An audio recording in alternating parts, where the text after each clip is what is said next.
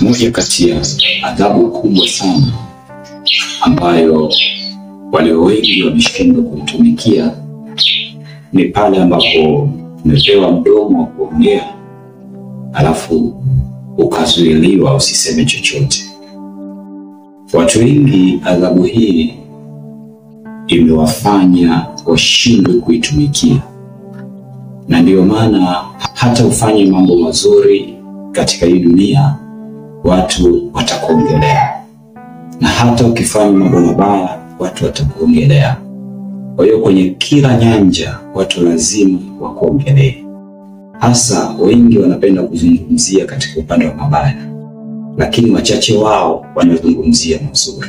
Kwa hawa wanaozungumza mabaya, maneno yao chukulie kama kelele, siba masikio, usiwasikilize.